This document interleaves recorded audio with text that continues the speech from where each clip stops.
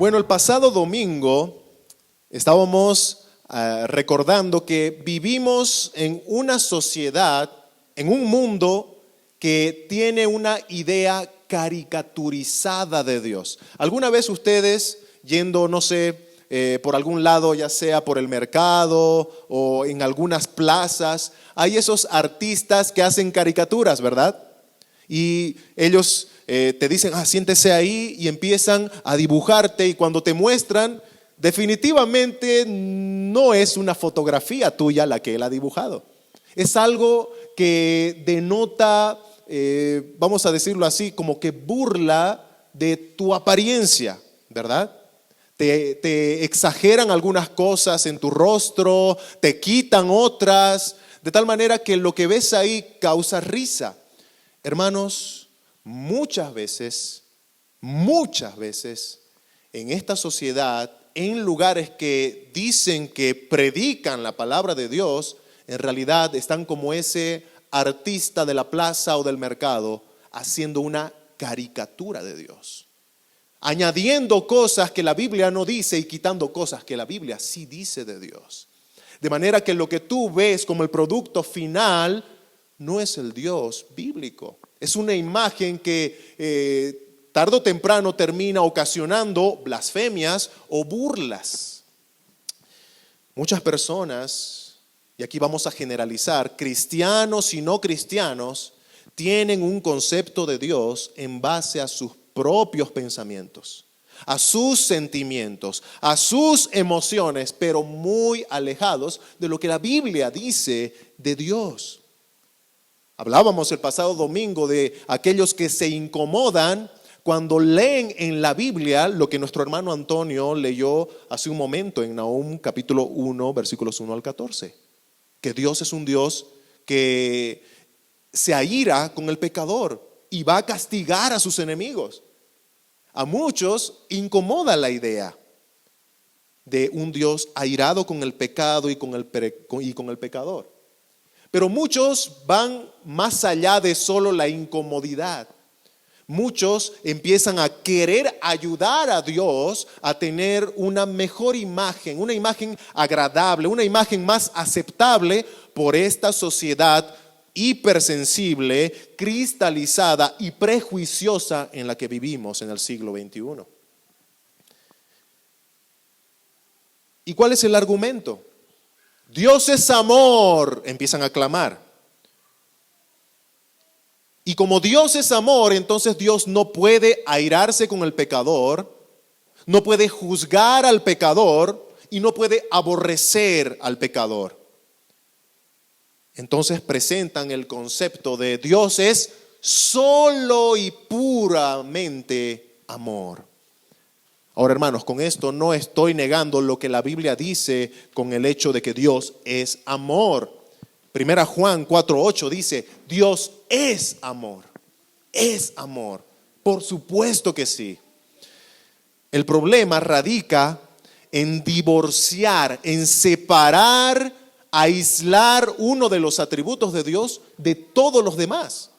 Porque como hemos estado aprendiendo, Dios tiene un carácter, un solo carácter que tiene muchos atributos, pero es un solo carácter. No podemos separar sus atributos. Podemos separar o no podemos separar el amor de Dios de su santidad, de su justicia, ni tampoco de aquella expresión de la justicia de Dios que es su ira. Como hemos estado diciendo en los anteriores sermones, los atributos de Dios trabajan conjuntamente, estrechamente ligados. El error que cometen aquellos que se van al extremo de Dios es solo amor, es el mismo error que cometen otros al irse al otro extremo. Y empiezan a cuestionar a través de las providencias la verdad bíblica de que Dios es amor. Por ejemplo, algunos dicen, si Dios es amor, ¿por qué permite el sufrimiento en el mundo? Y es algo que vamos a tocar hoy en el sermón. Si Dios es amor, ¿por qué permite que niños en muchos lugares mueran de hambre? Si Dios es amor, ¿por qué hay violaciones, guerra, maltratos, secuestros, asesinatos, etcétera, etcétera? ¿Por qué? Conclusión, dicen estas personas, que de un lado se han ido al otro extremo. Conclusión: Dios no es amor si permite todo eso. Es todo lo contrario. Es malvado. La conclusión a la que llegan muchos al irse al otro extremo es que Dios es malvado, que se regocija al verte sufrir. Pero vamos a aclarar desde el principio que ese concepto de Dios es una herejía. ¿Recuerdan lo que hablábamos al principio de las caricaturas? Eso es una caricatura terrible. Lamentablemente muchos se van o a un extremo o al otro. Todo por no creer, por no querer abrazar lo que Dios mismo reveló en su escritura sobre él. El sermón de hoy se titula La ira del benevolente Dios, parte 2. Y lleva el mismo título porque no vamos a sacar de contexto los pasajes que vamos a tocar el día de hoy. Está en el mismo pasaje en donde Nahum había estado hablando sobre la ira de Dios. Vamos a estar en esta mañana viendo ya a más detalle los versículos 7 del capítulo 1, versículo 12b y versículo 13. Y vamos a desglosar estos textos en dos encabezados. Número 1, la afirmación de que Dios es bueno. Dios es bueno. Y número 2, la afirmación de que Dios es fortaleza. Dios es fortaleza. Así que entramos de lleno a nuestro primer punto. Dios es bueno. Nahum 1:7 dice así: Jehová es bueno, fortaleza en el día de la angustia, y conoce a los que en él confían.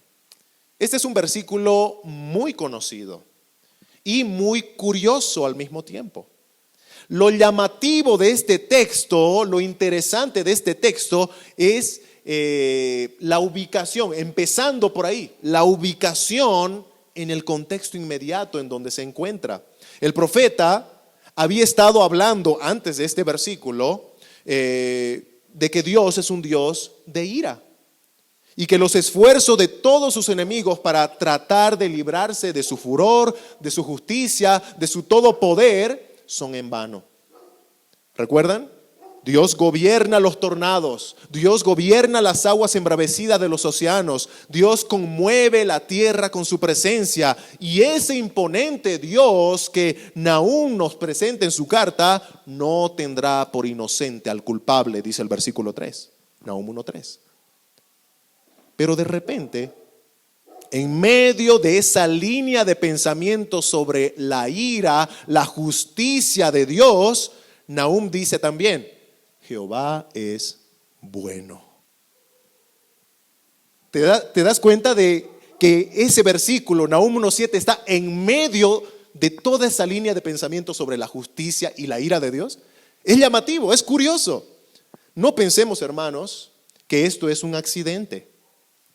No pensemos que Nahum lo puso ahí como que se le escapó y nada más. No, la escritura es inspirada por Dios. El Espíritu Santo guió a los escritores para que lo escriban de esa manera, y en este caso a Nahum. Y nos está enseñando algo acá.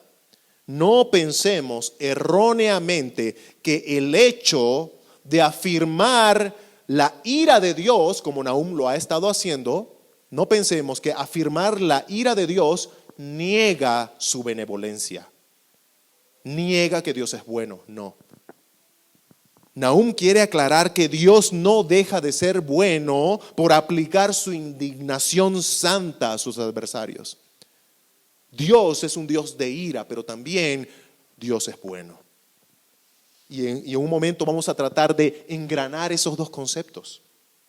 El salmista en Salmo 107, versículo 1 y 2, dice así: Aleluya, alabad a Jehová, porque Él es bueno, porque para siempre es su misericordia. Dice el versículo 2, díganlo los redimidos de Jehová, los que ha redimido del poder del enemigo.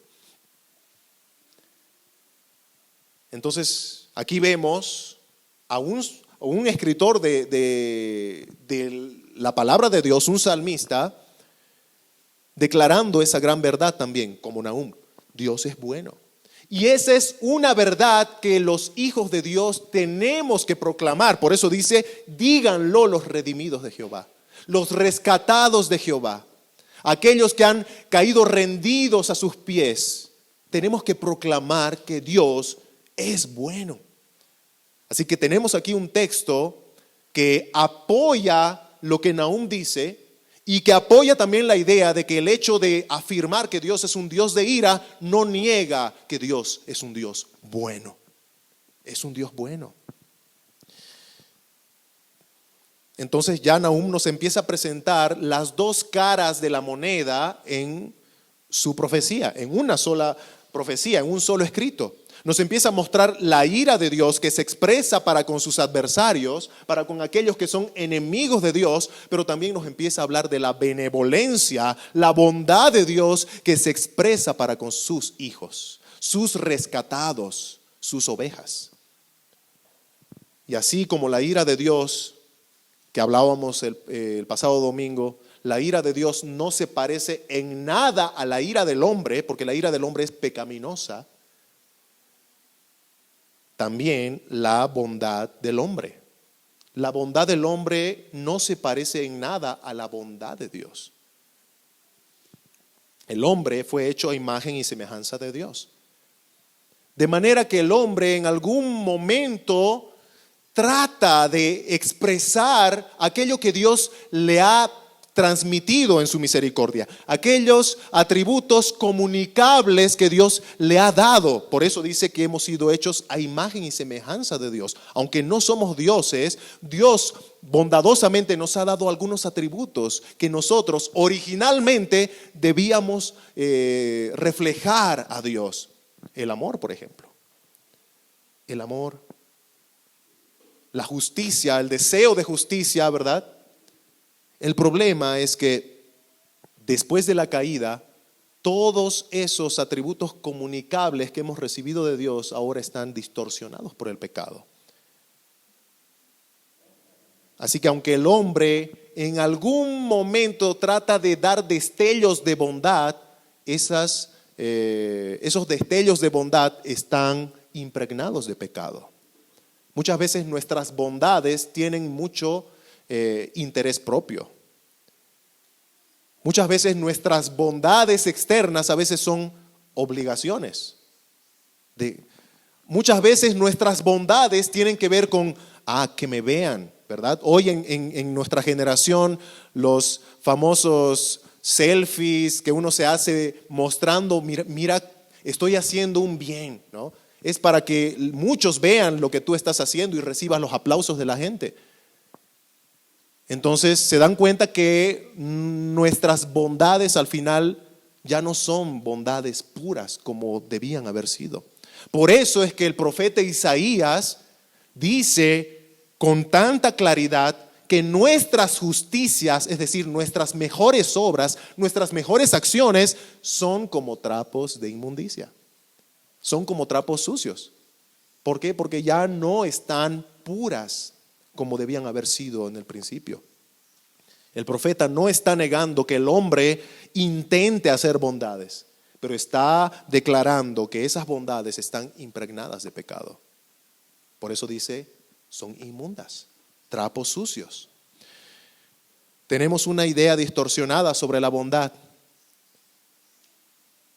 El ser humano caído en su condición natural caída tiene una idea distorsionada sobre la bondad. Para nosotros, una persona buena es, por ejemplo, aquella que socapa muchas veces mis acciones. Para mí, un buen profesor, un buen papá, mamá o un buen pastor es aquel que socapa mi pecado. Es aquel que permite mi pecado. Él es bueno, decimos. Porque mira, después de verme o después de saber que hago estas cosas dignas de reproche, porque ahí también nosotros sabemos cuándo hemos hecho o cómo estamos viviendo que es digno de reprensión. Pero como no me dijo nada, no me llamó la atención para salir de eso, Él es bueno. ¿Se dan cuenta cómo está distorsionado nuestro concepto de bondad? Está distorsionado. Eso ha hecho el pecado.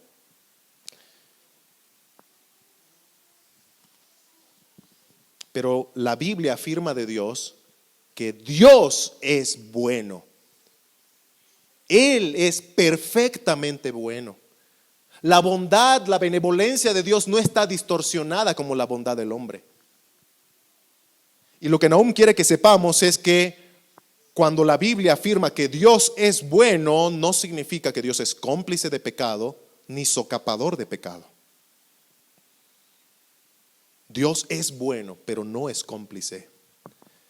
De manera que Dios en su bondad, si tú eres un hijo de Dios, si tú eres una oveja que Él está llamando, Dios va a enviar mensajeros a tu puerta, como Nahum, mensajeros que van a ir para advertirte del juicio que viene sobre todo aquel que rechaza al Señor. Mensajeros que van a ir a llamarte al arrepentimiento. Mensajeros que van a ir a agarrarte de tu mano para arrancarte del fuego, como dice el escritor Judas en el Nuevo Testamento. Y todo eso lo va a hacer Dios porque es bueno. La bondad de Dios no es que socapa el pecado. La bondad de Dios se muestra en que Él es fiel. Él es fiel. Fiel a su pacto, fiel para con su pueblo, fiel a su propósito contigo.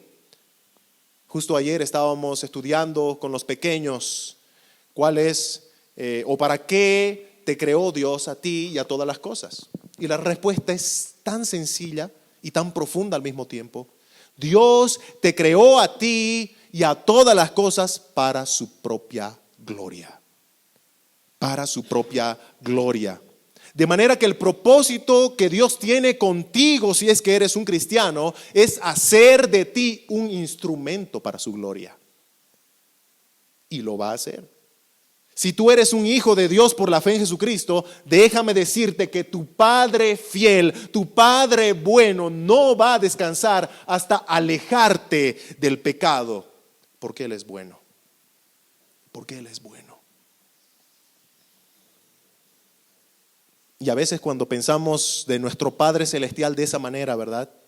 Que nos quiere alejar de aquello que ahora mismo me atrae pecaminosamente, tal vez nos hace refunfuñar entre dientes, nos hace renegar, nos hace estar molestos.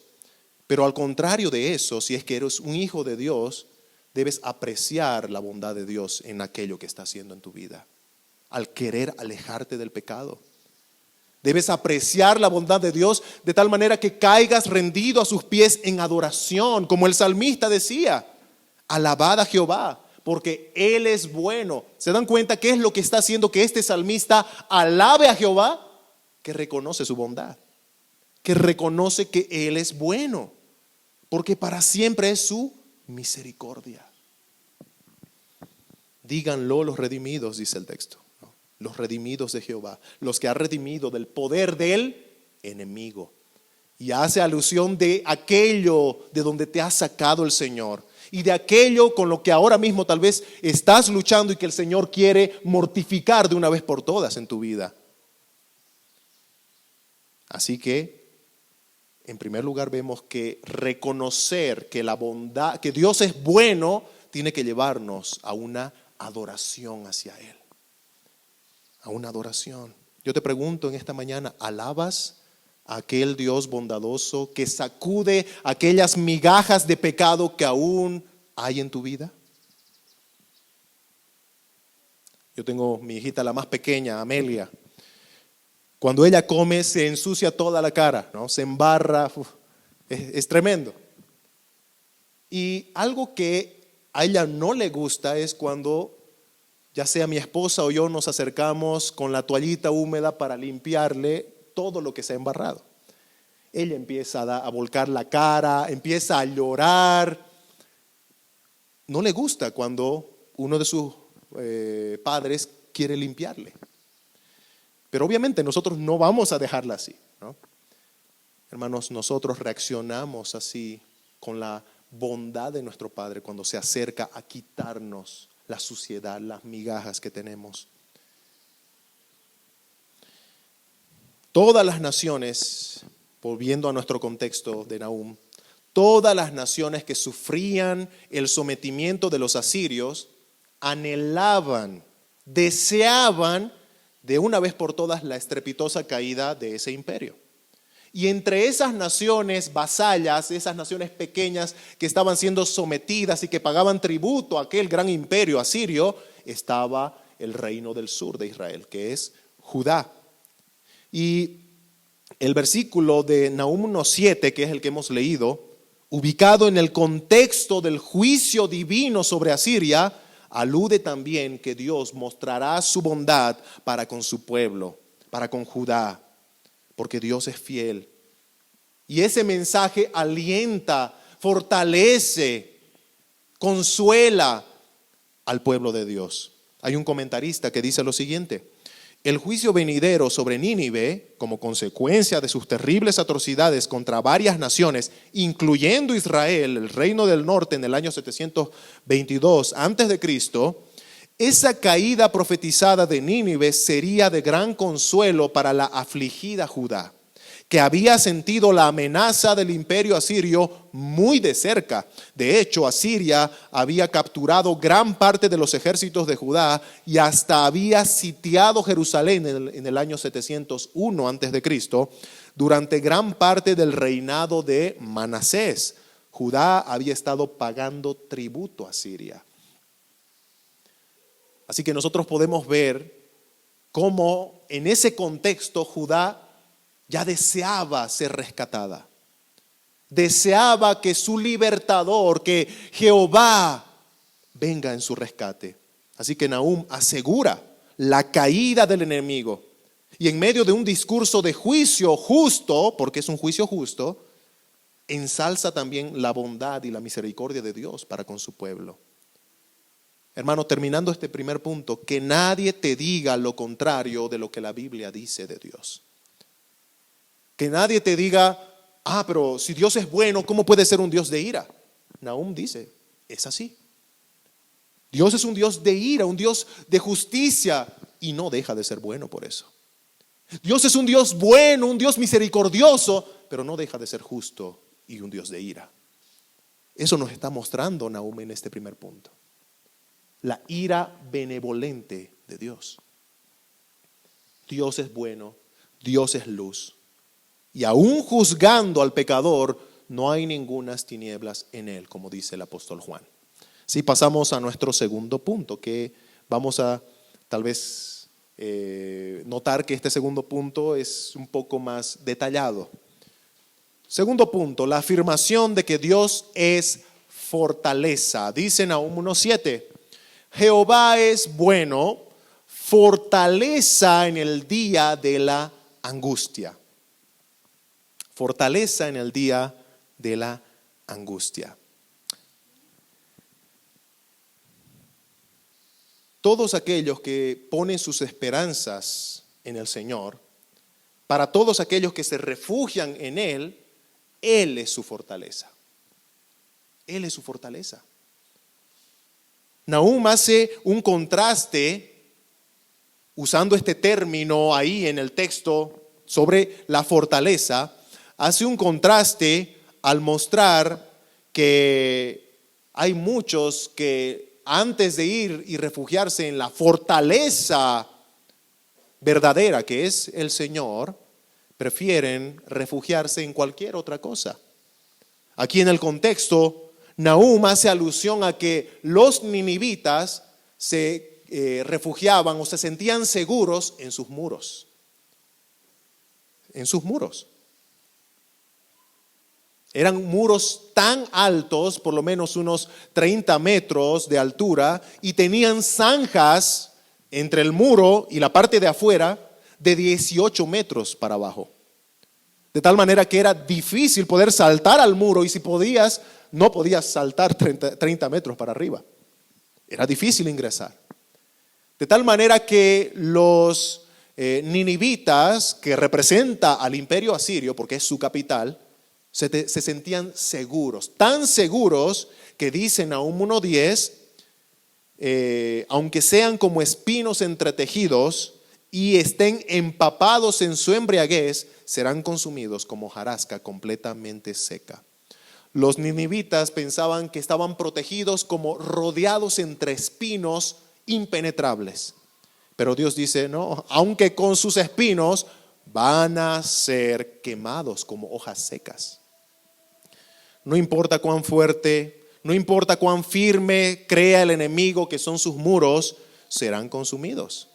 Serán consumidos. Pero Jehová es verdadera fortaleza, pero Jehová es verdadero baluarte en el día de la angustia. En el día de la angustia. Dice el salmista en Salmos 27:1. Es un salmo de David. Dice lo siguiente, escuchen. Jehová es mi luz y mi salvación. ¿De quién temeré? Jehová es la fortaleza de mi vida. ¿De quién he de atemorizarme? Salmos 37:39 dice, la posteridad de los impíos será extinguida, pero la salvación de los justos es de Jehová, y Él es su fortaleza en el tiempo de la angustia. ¿Qué está diciendo el salmista acá? Si eres del pueblo de Dios, Dios debe ser tu refugio. Si eres un cristiano salvo por la fe en Jesucristo y eres parte del pueblo de Dios por eso, entonces Dios debe ser tu refugio. En términos militares, la palabra de Dios tiene que ser tu trinchera. Tienes que ir y lanzarte a la trinchera de la palabra de Dios. No importa el caos que haya en medio o alrededor tuyo.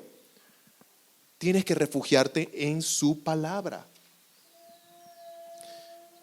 En el contexto de nuestro pasaje, esa frase que utiliza el profeta Nahum, ¿verdad? El día de la angustia tiene que ver o está haciendo referencia a aquel imperio poderoso que se estaba levantando y que iba a hacer frente a Asiria para luego destronarlo. Estaba hablando del imperio babilónico. Otro comentarista dice sobre esto: un gran imperio estaba al borde del desmoronamiento y otras fuerzas poderosas estaban levantando. Era inminente una batalla de gigantes y sería un día de angustia para esas pequeñas naciones vasallas, entre ellas Judá. ¿Quiénes iban a pagar los platos rotos de esa super batalla épica entre dos imperios poderosos como el asirio y el babilonio? Las pequeñas naciones alrededor. Ellas iban a sufrir las consecuencias ya sea del hambre o como se vio luego también de cambio de régimen. En el caso de Israel pasó de las manos de Asiria a las manos de los babilonios. Así que las naciones vasallas alrededor iban a sufrir las consecuencias de esa batalla épica de gigantes. Nahum está diciendo, ese será un día de angustia, un día triste, un día de dolor, de sufrimiento. Cuando Nahum escribe su profecía con ese lenguaje dramático, está dirigiendo de manera alterna a dos grupos. Ya hemos visto, ¿verdad? A los enemigos y a su pueblo. A los enemigos con un lenguaje de juicio y a su pueblo con aliento de oráculos de salvación, es decir, profecías de salvación. Voy a rescatarte, no me he olvidado de ti.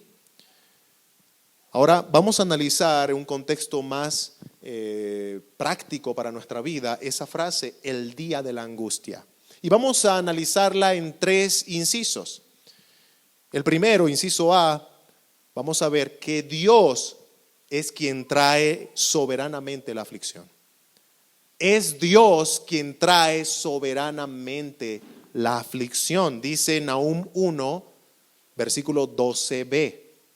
En el contexto en donde se va refiriendo al juicio sobre Asiria, luego habla ¿de quién?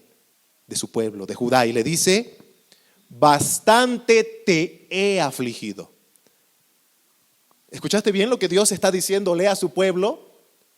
Bastante yo te he afligido. Dios está atribuyéndose la aflicción que Judá tenía en ese momento.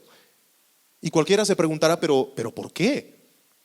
¿Por qué Dios está diciendo que fue Él quien afligió a Judá, poniendo sobre su pueblo un imperio para que lo esté masacrando, ¿no? ¿Por qué?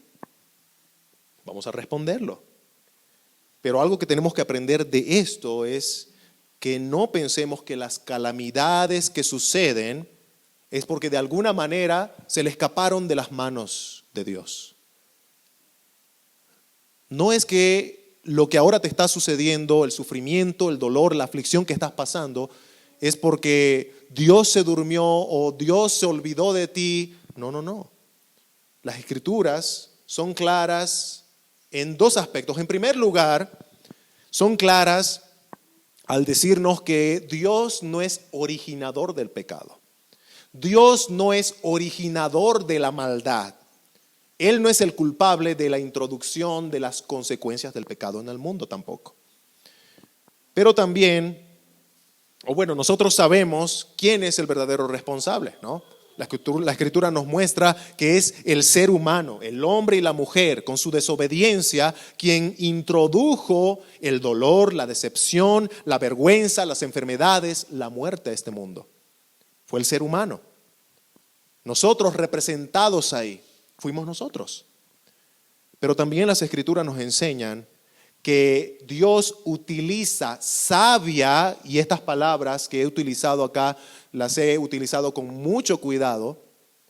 Dios utiliza sabia y santamente las consecuencias del pecado del hombre como herramientas para cumplir sus propósitos. ¿Se entiende lo que se está diciendo aquí?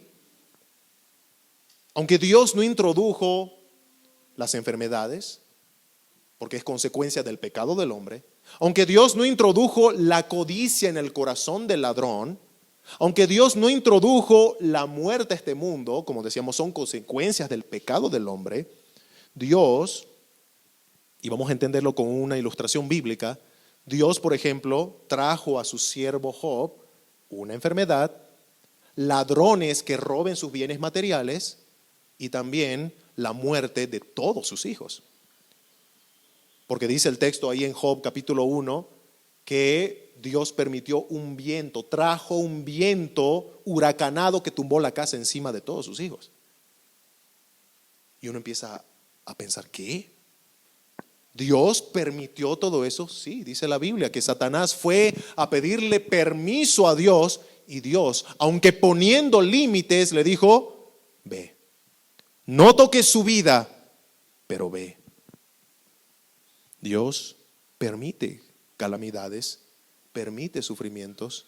Nada es accidente, nada es accidente.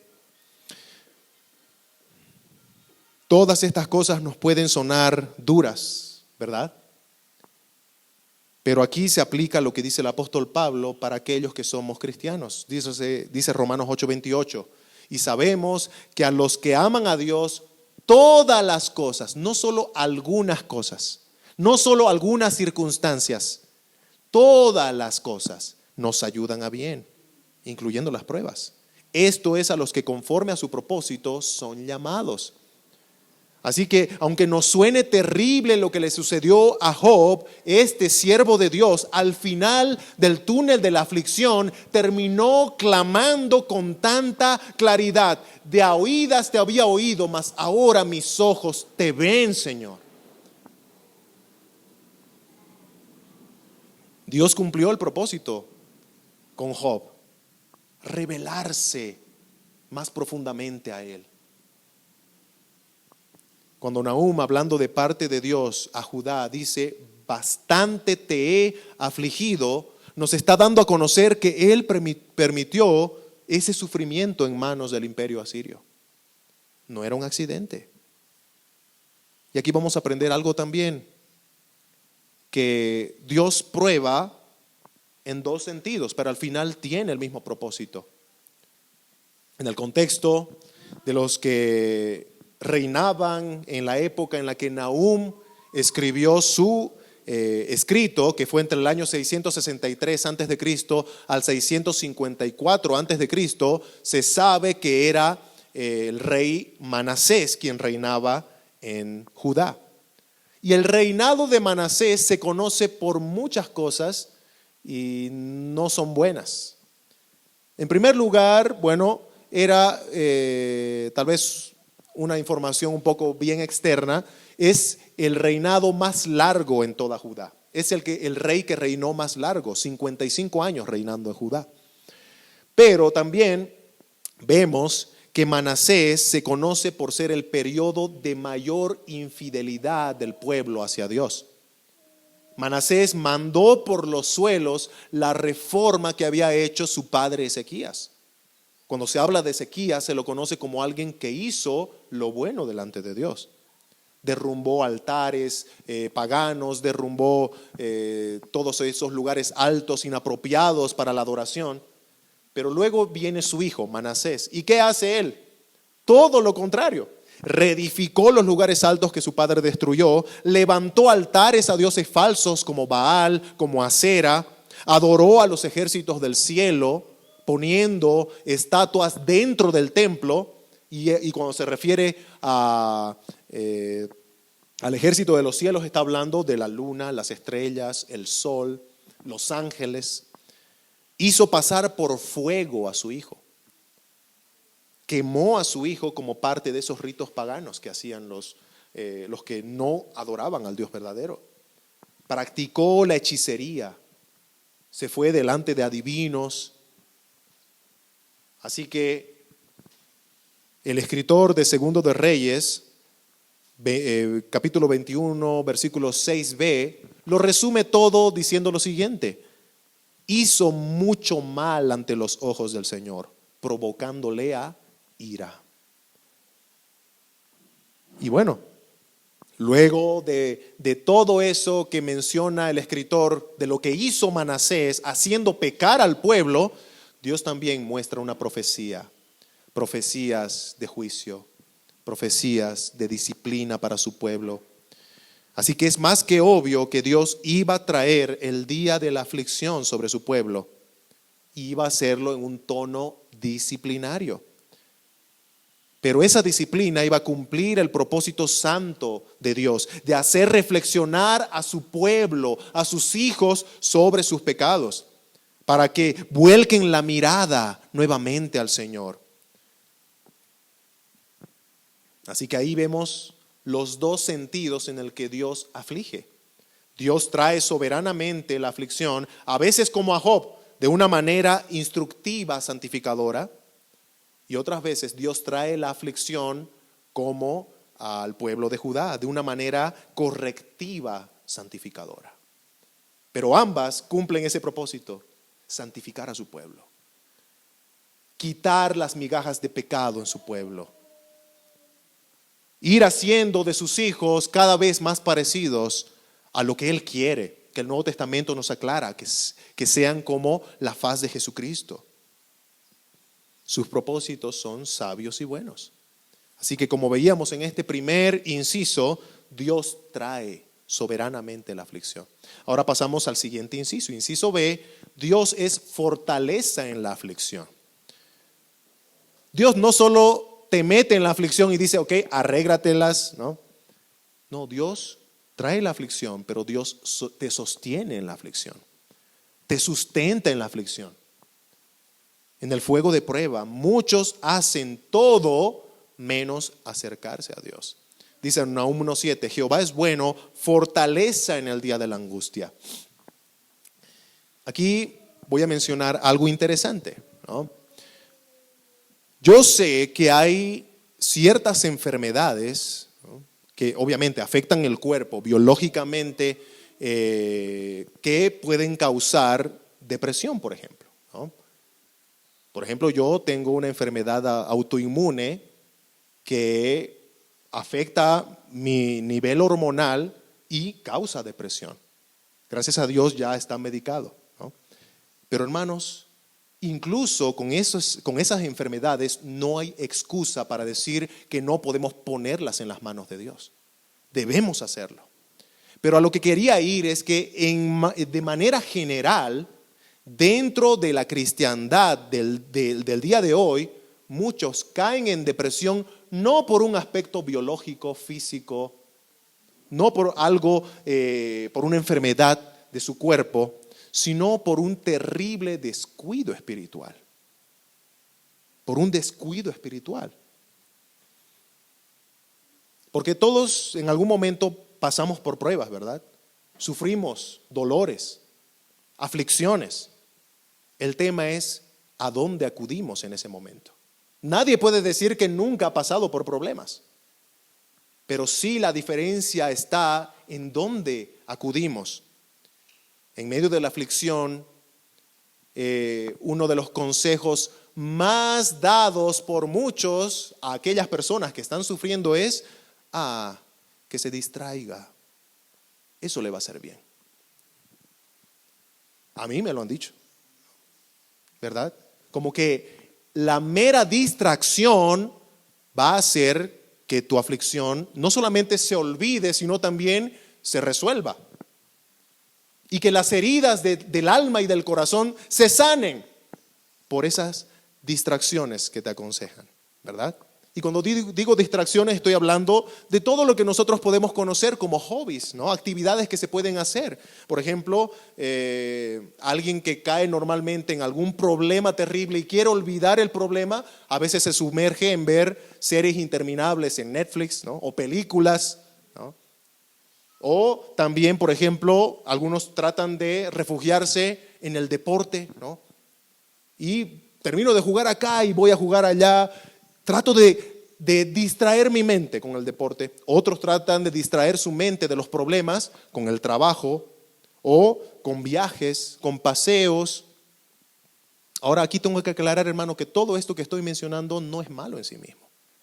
Las distracciones, los hobbies, no son malos. No pienses que te estoy diciendo, no veas películas, o no pasees. No.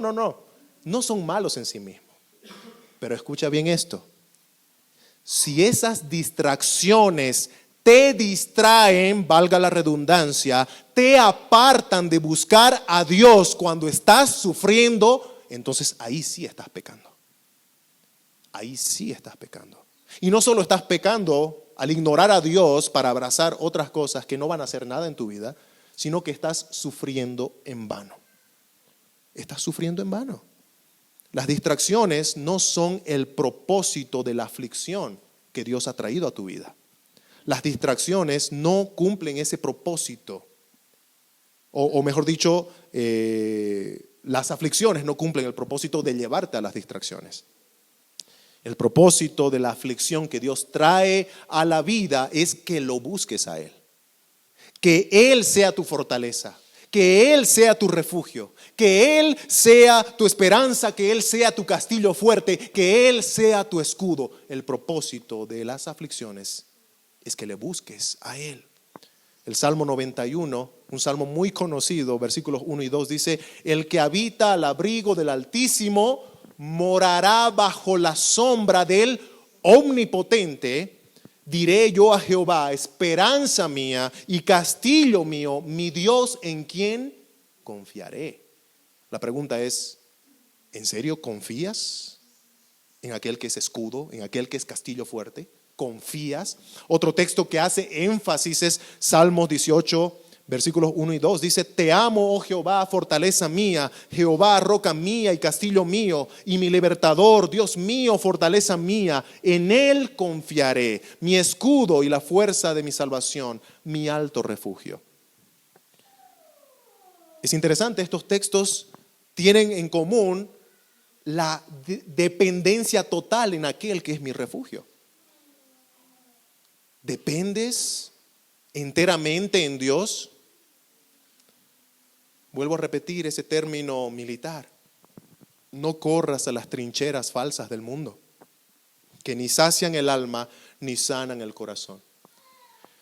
Refúgiate en Cristo, refúgiate en su palabra, refúgiate en aquel que es la única fortaleza en el día de la angustia. Y bueno, para terminar estos incisos, inciso A, B, en donde Dios no solamente permite o trae la aflicción, sino también te sostiene en la aflicción. Vamos a ver inciso C, Dios quita, y escuchen bien esta palabra interesante también, soberanamente la aflicción. Algo que tengo que aclarar acá con este subtítulo es que no estoy diciendo que sí o sí Dios va a quitarte ahora mismo la aflicción que estás pasando. Por eso dice Dios quita soberanamente, solo si Él lo quiere así, la aflicción. Nahum capítulo 1 versículos 12b y 13 dice: bastante te he afligido, no te afligiré ya más, porque ahora quebraré su yugo de sobre ti y romperé tus coyundas. La palabra coyundas significa correa, significa sogas. Normalmente se usan para domar a los animalitos, ¿no? En ese tiempo era para guiar, para domar a los bueyes. Y bueno, acá está haciendo alusión a que el pueblo de Judá, Israel, estaba sometido a un imperio que lo esclavizaba. Lo que está diciendo acá es que Dios iba a romper ese yugo esclavizador de Asiria sobre el pueblo de Dios. Y esas palabras eran de aliento, de consuelo para su pueblo. Pero algo que vamos a ir viendo acá también es que aquí se aplica de que Dios lo hace con propósito también. Y lo hace a través de su decisión soberana. Por ejemplo, en el caso de Judá. Judá escuchó que iba a ser rescatada del imperio asirio. Amén, ¿no? Señor, ven. Pero el imperio babilonio venció a los asirios y ahora cambiaron de aquel que te sometía, ¿no? Ya no eran los asirios, ahora era Babilonia. Así que si hubo ahí un momento de esperanza, fue leve. Hermanos, aquí tenemos que ver también que Dios no actúa irracionalmente. Dios es justo y Dios estaba cumpliendo todo lo que había dicho. Por ejemplo, en Deuteronomio capítulo 28, donde habla de las bendiciones para su pueblo por seguir su palabra, por hacer su voluntad, pero también estaban las maldiciones. Y entre esas maldiciones, por alejarse de Dios, estaba el ser llevados como esclavos, llevados cautivos. Así que lo que vemos que sucede con Judá, con Israel del norte, es prácticamente el cumplimiento de la justicia de Dios por apartarse de Dios. Pero Dios, aún así, en medio de la aflicción, le da momentos de respiro, le da esperanza, le está haciendo recordar a su pueblo: esto no será eterno, esto no será eterno. Hermanos, tenemos que recordar lo que dice la palabra de Dios, que las aflicciones del tiempo presente no son comparables con la gloria venidera que en nosotros ha de manifestarse. Está hablando de que todo lo que sucede acá es pasajero, incluso los sufrimientos. El apóstol Pablo, luego de pedir en oración repetidas veces que Dios le quite aquello que le afligía, lo que él llama el aguijón en su carne, ¿qué hace el Señor? Le dice: no voy a quitar tu aguijón, no voy a quitar tu aflicción, mi gracia te basta. Y en ningún momento, en ninguna parte de las Escrituras se muestra que Pablo se libró de esa aflicción, lo que nos hace intuir que él llegó hasta el último día de su vida con ese aguijón en la carne. Pero él no lo usó como una excusa ni para amar al Señor, ni para seguir al Señor, ni para servir al Señor, porque él lo hizo hasta el último día en el que perdió la cabeza. Así que ya vamos viendo acá cómo un cristiano que está creciendo, que está madurando, ve la aflicción. Pablo vio la aflicción como algo que era para su bien. Pablo mismo reconoce en ese texto, cuando habla del aguijón de la carne, de que es para que él no se enaltezca sobremanera. Dios lo estaba guardando del orgullo. Esa aflicción mantuvo al apóstol Pablo con los pies en la tierra. humilde, dependiente de Dios. Pero con los ojos en Cristo. No fue una aflicción eterna, pero sí era una aflicción necesaria. Tenemos que entender que va a llegar el día en el que Dios va a exterminar, va a extraer de una vez por todas el pecado, las consecuencias del pecado que nos aflige en esta tierra. Va a llegar el día en el que Dios va a quitar todo aquello que ahora nos saca lágrimas. Por eso la Escritura dice que llegará el día en el que toda lágrima será enjugada. Seremos consolados. Ya no habrá la aflicción de la tentación que ahora mismo te hace llorar. Dios es bueno. No está desentendido de la vida de ninguno de sus hijos, de ninguna de sus ovejas. Él te conoce, dice en Nahum 1:7, Dios conoce a los que en Él confían. No desfallezcas en el tiempo de la aflicción. Voy a terminar con una conclusión, con un tono testimonial. En el año 1967, una jovencita de 17 años llamada Joni Eareckson Tada sufrió un terrible accidente. Ella era una jovencita deportista, juguetona, le gustaba ir de aquí para allá, y un día en una actividad con, personas de su edad, estaban nadando y ella se lanzó un clavado sin considerar que las aguas no eran profundas. Y cuando se lanzó el clavado, rápidamente tocó fondo y se rompió el cuello. Prácticamente o específicamente la cuarta y quinta vértebra. Eso ocasionó obviamente que ella ya no pudiera mover nada desde los hombros para abajo. Al principio de ese nuevo estado de su vida, ella cayó en depresión, en una tristeza extrema. Todo se perdió, decía ella. Muchas veces en ese estado de depresión, ella incluso pensaba en qué formas podría atentar contra su propia vida. Ya no aguantaba más. Pero el Señor usó, hermanos, esta providencia para llevarla a una reflexión seria de su vida y de su comunión con Dios. Voy a leer ahora extractos de lo que ella cuenta. Ella dice: mi fe cristiana antes de mi accidente estaba guardada en el bolsillo trasero de mis jeans. Mi fe era conveniente en el domingo por la mañana, pero no muy conveniente un viernes por la noche durante una cita con mi novio. Cuando sufrí mi accidente, todas las cosas fueron arrancadas de mí. El tenis, el atletismo, las caminatas, la natación, mi novio. ¿Cuál es el verdadero significado de la vida?, dice ella. ¿A dónde estoy yendo? ¿Cuál es el propósito de Dios para mí? No eran preguntas que yo me hacía a mí misma los domingos por la mañana cuando iba a la iglesia y recibíamos la bendición final del pastor. Pero ahora, repentinamente, estas preguntas se volvieron apremiantes y muy desesperantes. Y solamente sé que nunca hubiera pensado en esas preguntas si no fuera por mi accidente. En cuanto empecé a ahondar profundamente en las sagradas escrituras, empecé a ver el plan de Dios para mi vida. Él estaba usando mi discapacidad para empujarme a los brazos de Jesús. Sinceramente, concluye ella, sinceramente puedo decir que prefiero estar en esta silla de ruedas conociendo a mi Señor que estar sobre mis pies sin Él.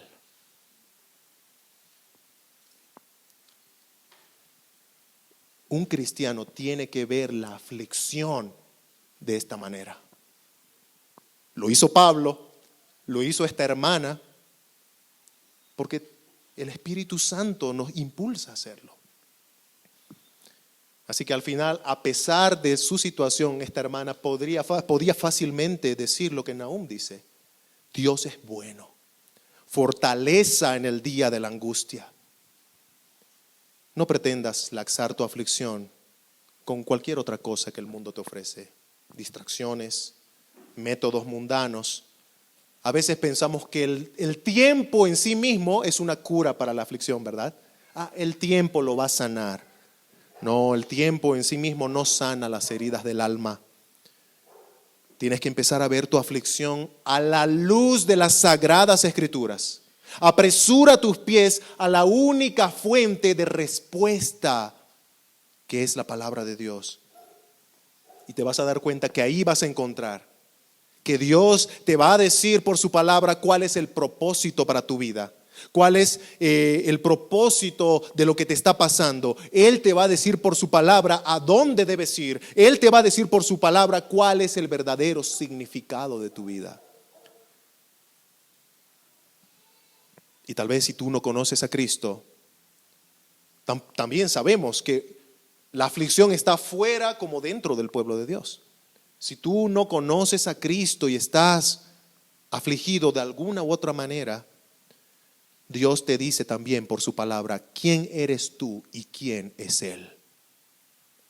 Y la Biblia dice que si tú no conoces a Cristo, eres un pecador, ofensor del Dios Santísimo.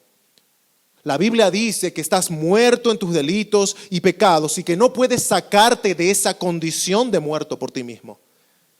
Pero dice la Escritura en Efesios 2, versículos 4 al 5, pero Dios, que es rico en misericordia por su gran amor con que nos amó, estando nosotros muertos en pecado, nos dio vida juntamente con Cristo. Por gracia sois salvos.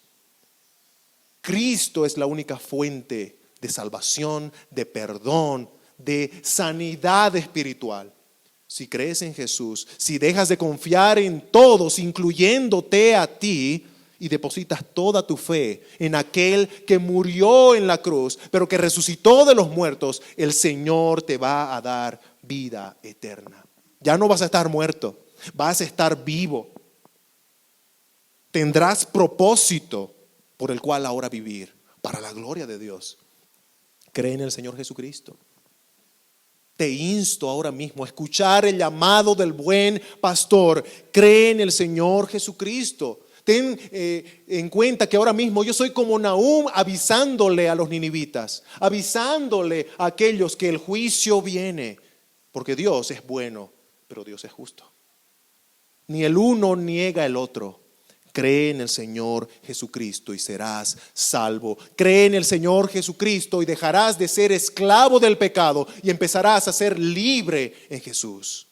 Cree en Cristo y ya no serás hijo del diablo, como le dijo el Señor Jesucristo a los fariseos, sino que empezarás a ser hijo de Dios.